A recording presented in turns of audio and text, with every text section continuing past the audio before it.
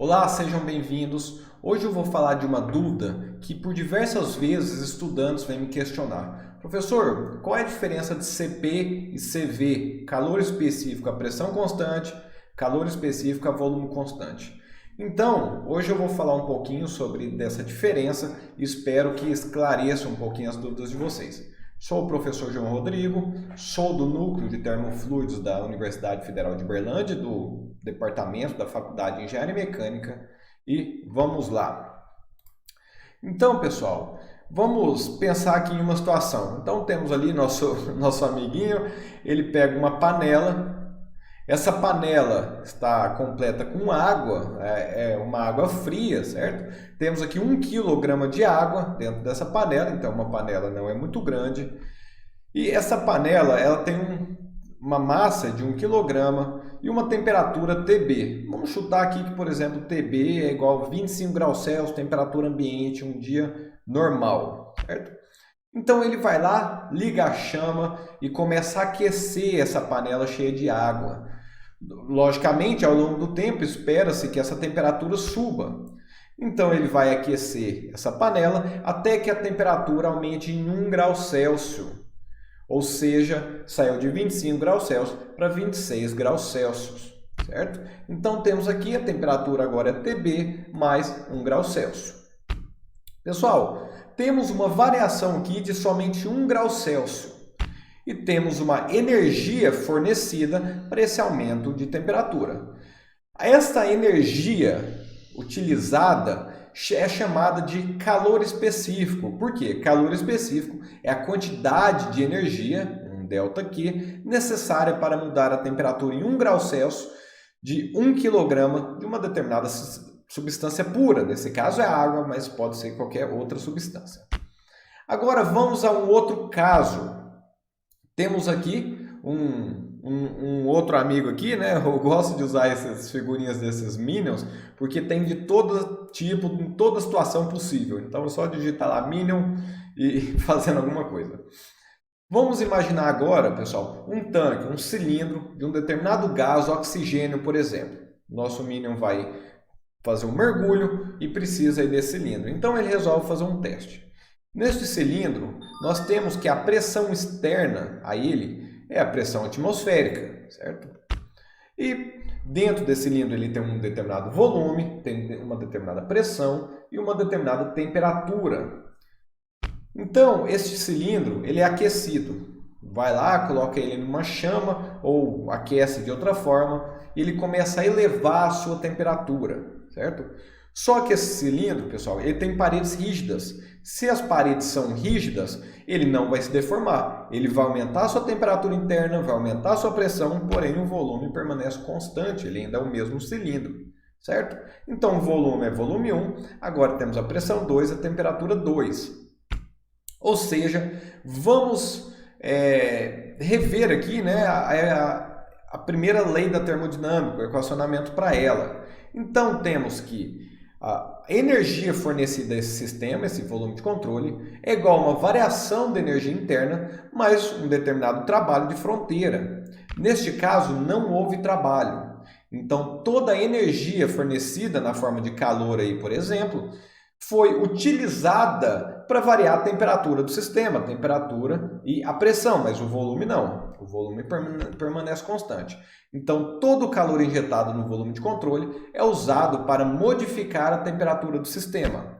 Ou seja, o volume do sistema é constante. Se o volume do sistema é constante, o calor fornecido foi suficiente para variar a temperatura, em 1 grau Celsius, por exemplo. E não houve trabalho, então todo esse calor é o é o CV.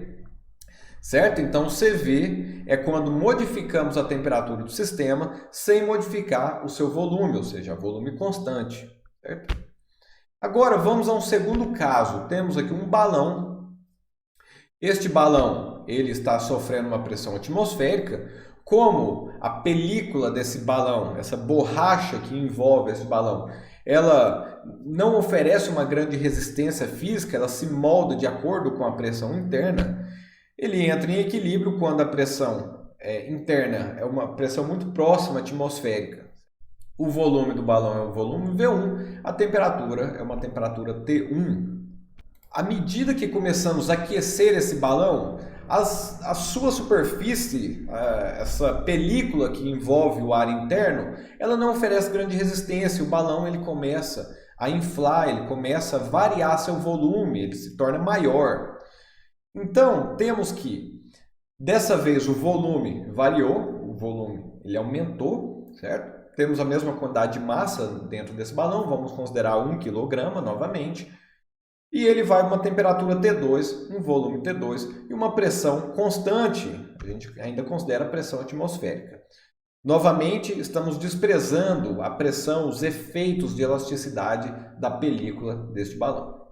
Então, novamente, retomando a primeira lei da termodinâmica, temos que essa energia, esse calor injetado, ele foi necessário para variar a energia interna, variar a temperatura do balão, além de aumentar seu volume, realizar trabalho. Então, trabalho foi realizado, certo?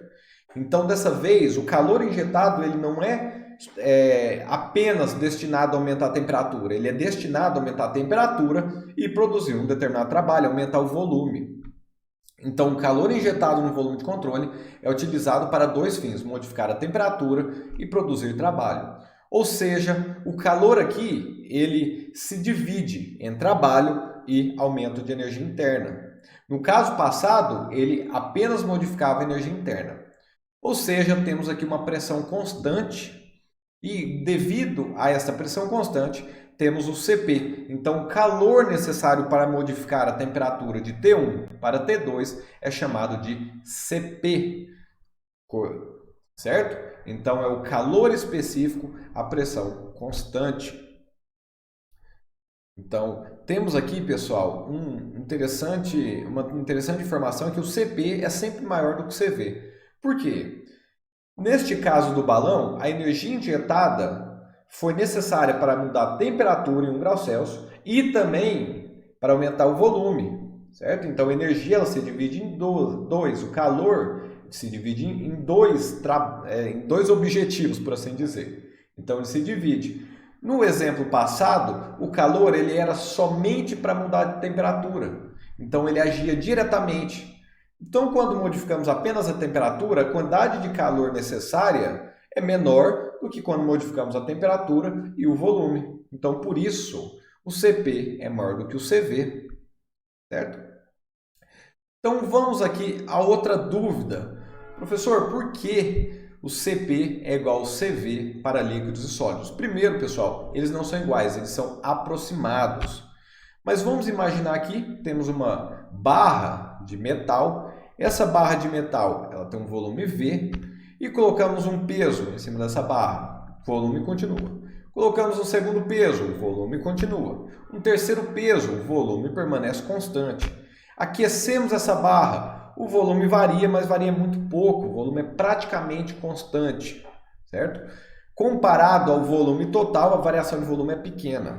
Então, pessoal, temos que o calor fornecido é igual a uma variação da energia interna, da temperatura, mais um trabalho que é basicamente nulo esse trabalho.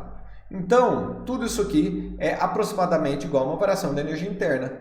Então, a energia necessária, o calor necessário para mudar a temperatura a volume constante é aproximadamente igual ao calor necessário para mudar a temperatura a pressão constante, a volume variável. Então, Cp é igual ao Cv, que é igual ao C, calor específico.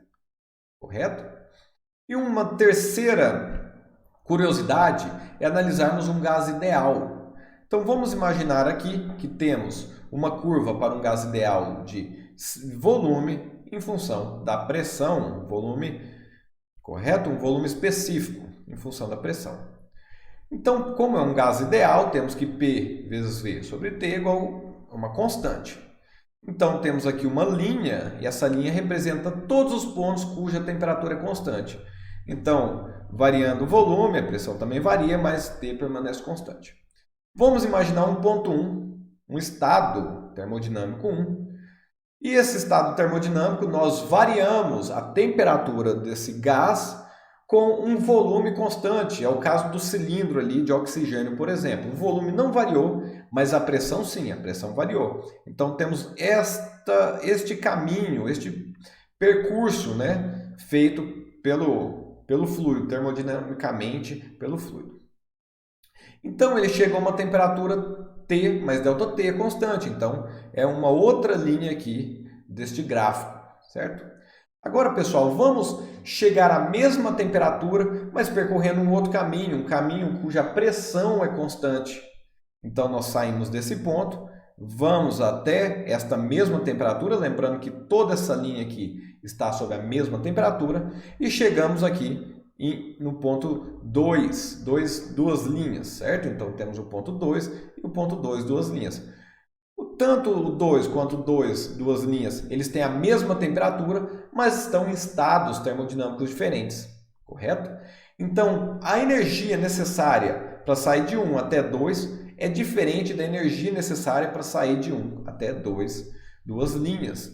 Então, o CV, esse aqui, certo? O CV é diferente do CP.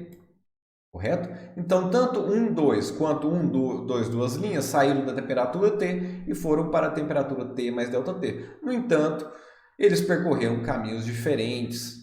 Pessoal, então eu tentei ser breve nesse vídeo, em torno de 10 minutos, para tentar explicar a vocês as diferenças entre CP e CV. Eu espero que tenham compreendido. Qualquer dúvida que ainda reste, podem me escrever sem nenhum problema, certinho? Muito obrigado a todos pela atenção. Um grande abraço.